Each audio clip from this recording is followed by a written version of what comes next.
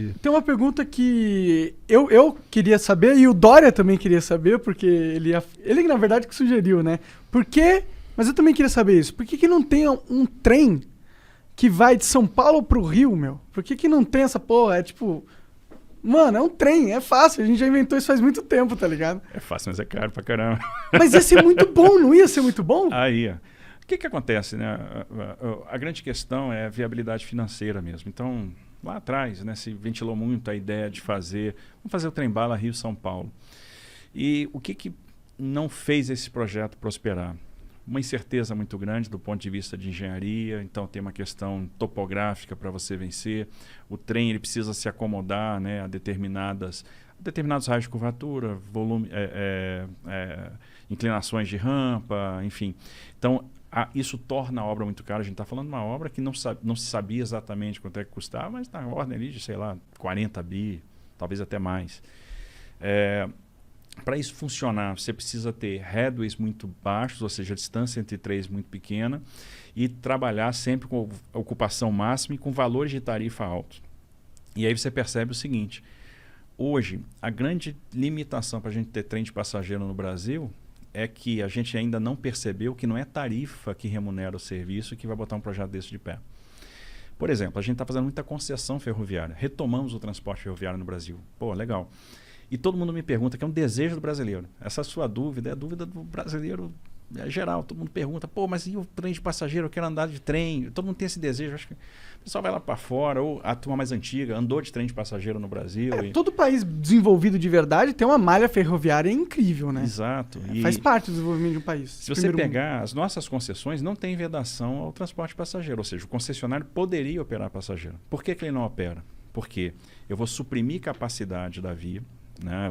Vou subtrair alguns pares de trem-dia daquela via, e é uma operação que não vai gerar receita, né? Porque é muito melhor estar operando carga, dá muito mais dinheiro, né? Torna o negócio muito mais atrativo. Sempre quem governa a operação é a operação de passageiro, por causa da questão de segurança, etc.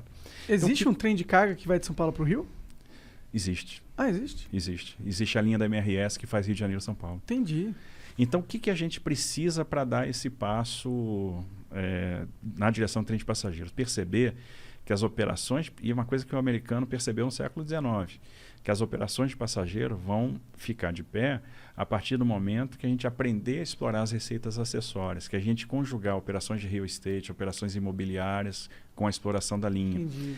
E esse passo pode ser dado a partir do momento que a gente aprovar ou mudar o nosso marco legal e trazer as autorizações para o nosso transporte ferroviário. O que é isso? Hoje, fazer ferrovia no Brasil é uma exclusividade do Estado, o que não faz o menor sentido, cá para nós.